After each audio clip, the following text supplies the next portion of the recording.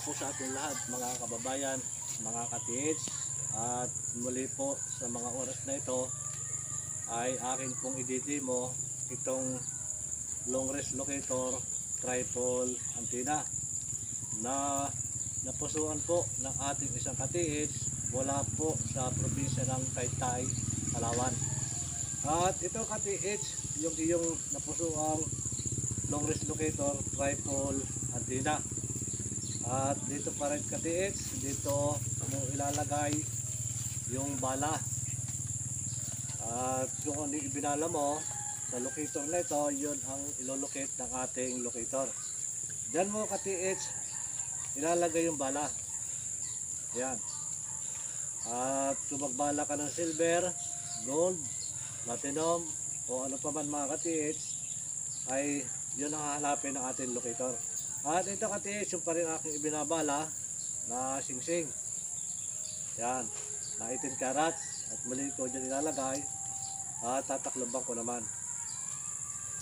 Ka-TH, itong long range locator tripod na antenna ito ay pang long distance.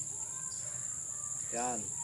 Kung papasin mo ka-TH, ito yung iyong napusuan tripod antenna. At muli naman ka-TH, ito yung demo para sa iyo. Ito yung aking ilulukit na porsilas. Ayan, ito ilulukit ko gamit ang 18 carats na singsing at tripod antenna. At ito ka-TH ay brand nyo. Sa paggamit mo ng ganitong klaseng locator ay kailangan mo siyang ipapahid mo na sa lupa para magkaroon ng magandang frequency, dahil lahat ng aking nilalagay dito sa loob ay kaugma ng lupa. Ka-TH, ito yung aking ilulocate, porsilas 18 carats. Yan. Ito ka-TH yung aking ilulocate. Yan. At ka-TH, sa paggamit mo ng ganitong klaseng locator, tripod antenna, itong antenna ito, pwede mo na ipantay dito sa tanso. Yan. At ito ka-TH, dapat ito ay sa paglalagay mo nito, kailangan wala siyang wiggle. Dapat nasa tamang align, wala siyang biyada. Ito ka-TH, uli. Ilulukit ko yung porsilas na 18 karat.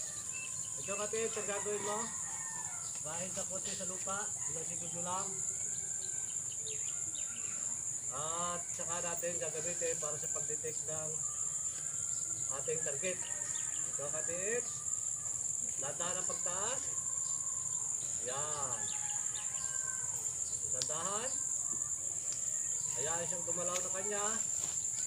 Yan. Hayaan siyang gumalaw. Pakiramdam mo wala ka-TH itong dulo kung saan ito babalik. Yan.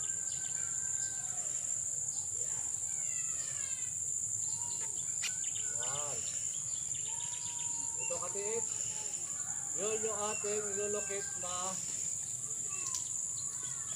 ating target, yung porsilas. Yan. Ganito ito ka-TH kalakas. Yan. 45 degrees ka-TH.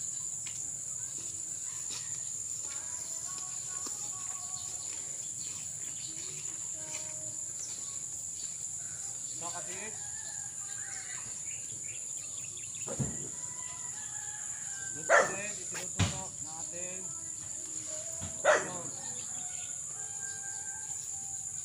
Yan. Yan.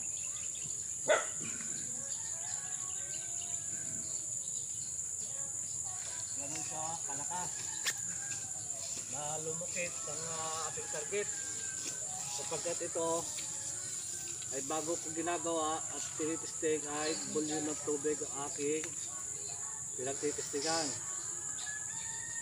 Wala siyang bala kapag volume ng tubig at malakas siya kumatak, lalo na rin sa paglalagay natin ng load. Mas lalo siyang mas malakas sa paghatak.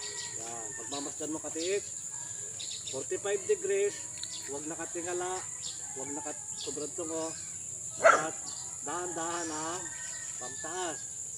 Pakiramdaman ng dulo kung paano siya gagalaw. Yan. Pakiramdaman lang katiits. Yan. Yan. At maganda katiits kapag kayo inasanay na, natuto na sa mga ganitong klaseng locator. At dito katiits. Muli. Ay akin siyang lalapitan. Ano ba yung magiging reaksyon ng ating tripod antenna? Yan. At ito katiits, ay muli kong lalapitan yung ating target. Ano ba yung magiging reaksyon ng ating tripod antenna? Ito katiits, yung aking nilolocate. At matapatan, yan. Iikot ko siya. Ito katiits. Yan, kung pagmamasta mo katiits, ay umiikot na ulit yung ating ito katiits, pagmamasta mo yung nasa ilalim na yan, yun yung aking target, yan. Yan. Yan, matapin ulit mga katiits. At tinulit ko pa rin, ito ay kalahating kilo ang bigat ng ating tripod antenna.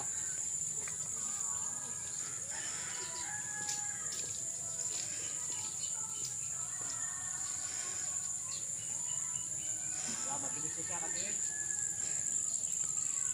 Yan.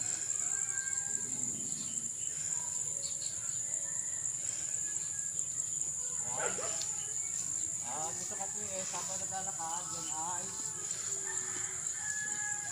yan.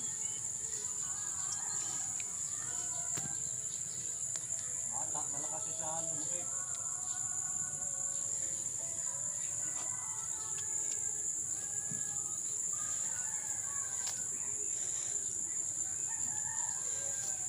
Dito katiits, ang isang long range tripod antenna na kung ano ibinala mo, yan ang malulukit sa ating tripod antenna. Yan, sa una lang ito katiits, yan o, yung aking target. Yan, atakin na ulit katiits. Yan. Yan. At dito katiits sa amin ay maulan. At nagkaroon na tayo ng pagkakataon para makapag-demo ng request na ating isa katiits wala po sa Taytay, Palawan. Ang pumuso sa ating locator. Ito na katiits. Yan. Sikapin lang ang pulin nyo na matuto kayo sa lahat po ng paggamit ng locator. Lalo na sa mga ganitong paraan at manual. Yan. Pag mas dala katiits, yung aking tripod antenna na ginawa. 45 degrees, landaha, pataas. Pag alin yung pantay na, hayaan nyo na lang siyang gumalaw ng kanya. Yan. Malakas katiits ang hatak niya, no? Pusa siyang tumuturo. Yan. 45 degrees. Pusa na siyang tuturo. Yan.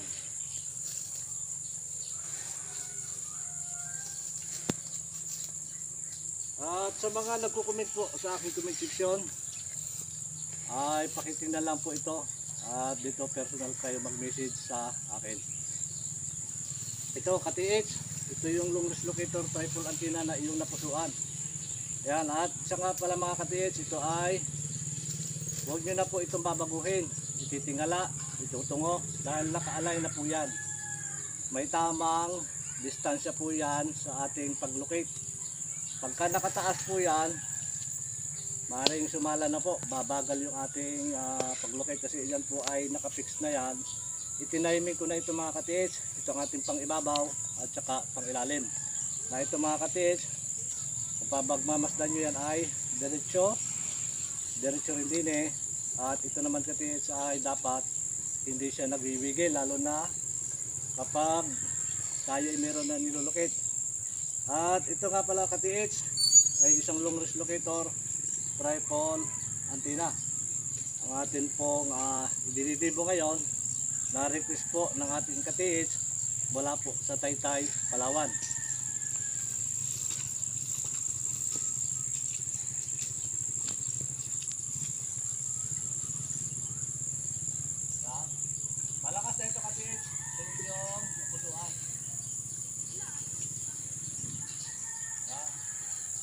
siya. Lalo na kung ito lagi ay mababalahan mo, lagi mo siya magagamit. Ayan. At ganito katiis kapag kayo ay walang gawa, lagi nyo paggagamitin itong ganitong klaseng locator. Practice. Una pa lang, isang bagay lang ay ilulukit para madali kayong matututo. At kapag natuto na kayo katiis, napakadali na para sa inyo. Kahit anumang oras, kung man kayo magpunta, anuman yung inyong site, ay kusa na po kayong matututo niyan. Madali na po yan para sa atin katiis. Yan.